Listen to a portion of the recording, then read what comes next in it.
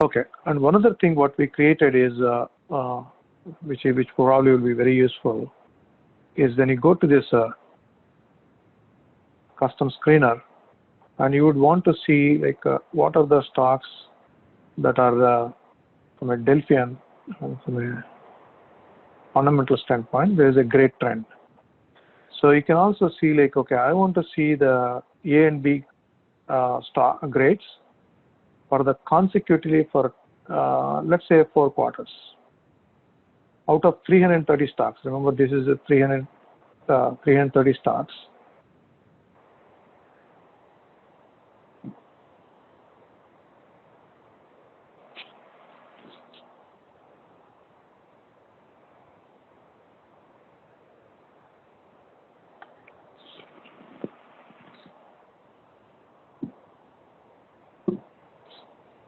So all 4 consecutive quarters means it's going from this date, from the recent announcement, from the recent earnings announcement, where the results come in every quarter, and so our grading model works after the earnings announcement is done. So from the whole 330 stocks, okay, there are 173 stocks which are good quality stocks, either in A grade stocks or a B grade stocks in these 4 consecutive quarters. But at the same time, if I increase that to what about if we say 3 years, in the last 3 years. So instead of 173, that came up around 113 stocks, and maybe we want to increase like last 5 years. So that means 20 quarters. So consecutively, either they are in the A grade stock or a B grade stock. So it's only about 25% of the stocks are filtered out now, right? Now, I don't want to trade the B grade stocks also. I want the best of the stocks in that particular industry. Then I take away that A grade. There are only about 7 or 8 stocks. So these are the stocks. I mean 7 stocks which are maintaining A grade for the past 5 years, continuously quarter over quarter. This is how you filter out and you narrow down your universe.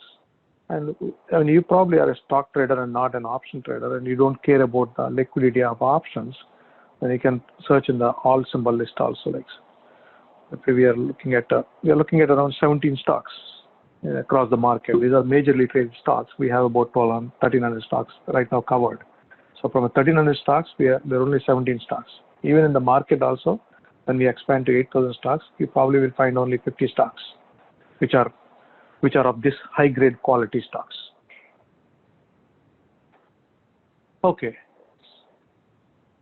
Any questions on this one? And you can also not only see this one, you can say like, okay, out of 20 quarters, you can also say like 16 quarter, 4 years out of 20 quarters needs to be A grade, because we are very tight, right? I mean 17 years continuous means a little bit of difficult. No. Not recognizing that. 20.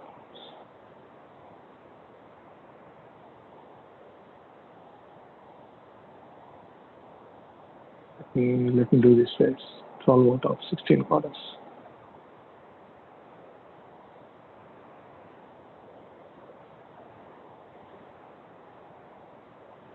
Yeah. So here you have a little bit better, right? 63 stocks. You can see here you have the 16 here. That means 16 quarters, these are A grades. But there are stocks like, one quarter, like these stocks missed 1 quarter being in A grade. They are in the B grade. So like this, these missed 2 times, these missed 3 times.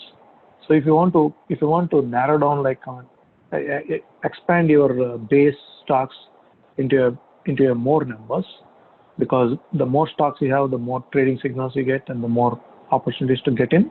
Like for example, CMG has been in A grade stock 13 quarters out of the last 16 quarters. Meaning 13 quarters it's been positive in the last 4 years in the A grade stock.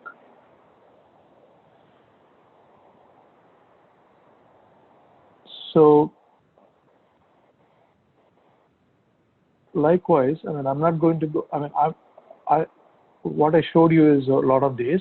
These slides this slide deck is going to come to all of you. Link to this one. So I didn't want to delete this because it will be a good reference for you to go through like a lot of metrics in this one.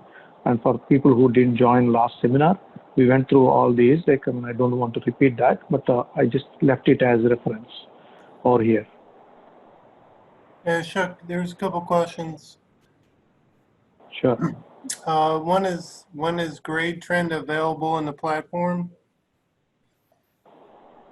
Oh, yeah, tonight. Right after this? Yeah, right after this. Okay. Yeah. And then Gal Okay. asked about that list. How do you, like, removing symbols from that they're not interested in seeing? The only way I think of that is create a stock list and you can manually remove them, or you can filter them out with other criteria. Yeah, I'll tell you like this. See okay. When you go to this, there are two ways. I mean, you can either, let's say like this is my list I want, and I go to add stock list and I make a new stock list.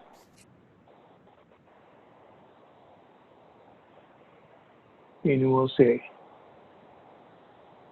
Right, and I can go to my organizer and I can pull up all the stock lists I made myself. Stock list. You can see here. You can see here. You click on that one, and these are the stock lists. 63 stock lists what I added.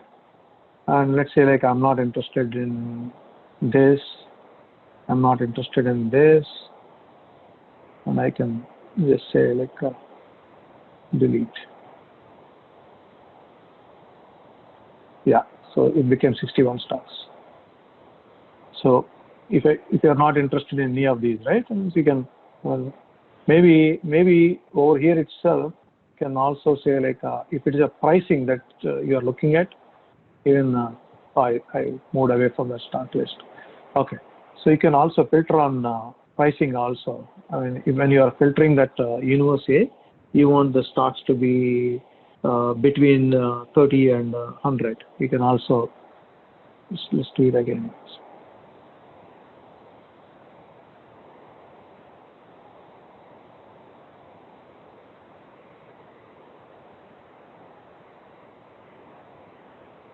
Metals.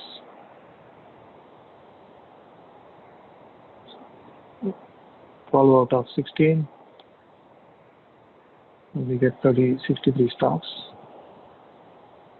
All symbols.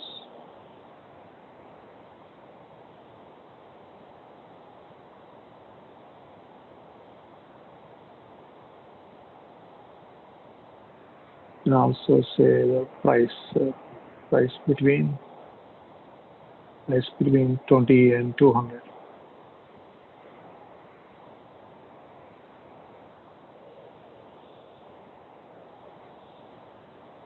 Yeah, there are 40 stocks. Now I can add to the list and go there and manually delete what you want. Basically, this we haven't given a specific adding a specific stock to a particular stock list. We could give on the earnings screen. We have given that facility, but on this one, like we didn't feel the necessity. We didn't give that here.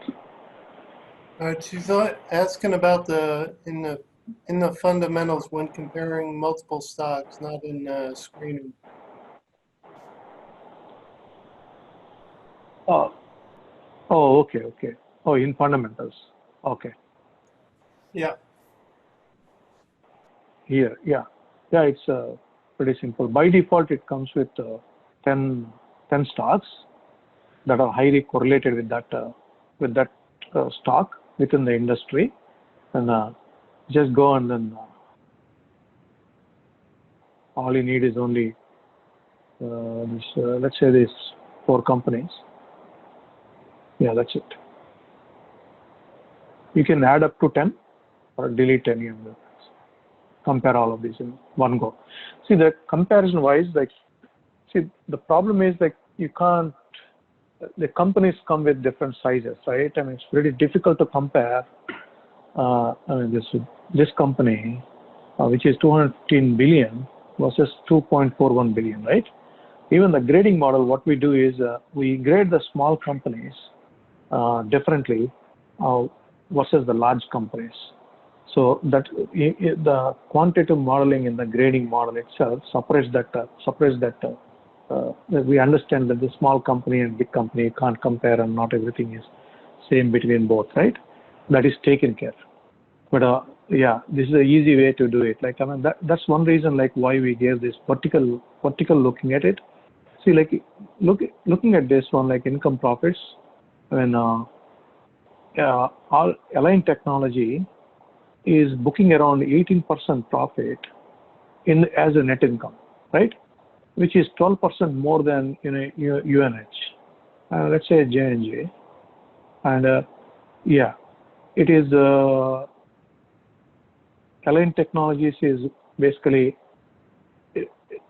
as I mean, you can say 6 basis points less profit than Johnson & Johnson. So Johnson & Johnson's profit is 18.43%. Without even looking at it, you can see it here. You're comparing this one, right? So when you're comparing this one company to another company in the fundamentals, you need to use the vertical analysis, not horizontal analysis. Because horizontal analysis, if I put to this one, right, these are numbers. I mean, this could vary, right? This one is showing like 2.4 billion and it's 97% smaller company than J&J. That doesn't mean anything. Like, I mean, yeah, we know it's a small company. Johnson & Johnson is 250 billion company, and this one is 2 billion company. We understand that one. But if you go to this vertical model, that's when you are saying like, okay, you are comparing, are they doing it better than that or not? I mean, from a sales and SG&A, let's take a look at like a research standpoint, right?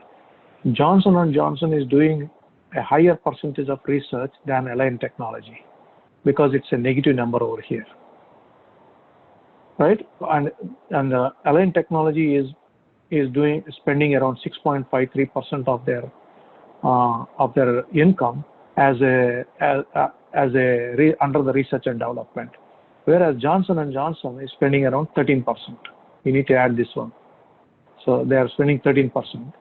At the same time, I mean, Align Technology has more employees from a sales and general administration standpoint. They're spending 44%, but Johnson & Johnson is much less.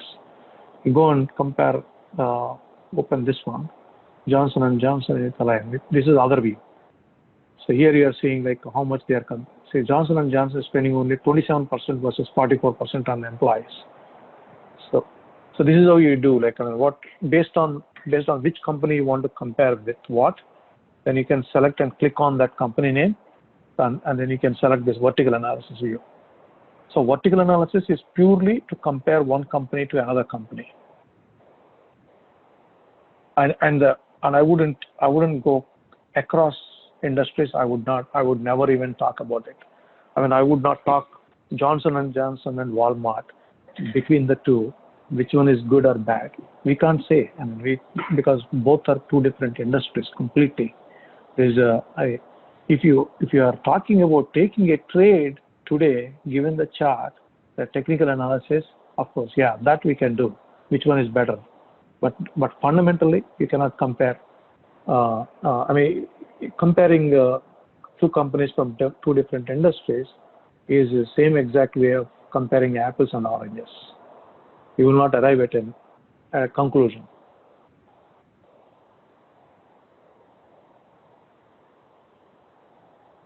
Any other questions? That was it.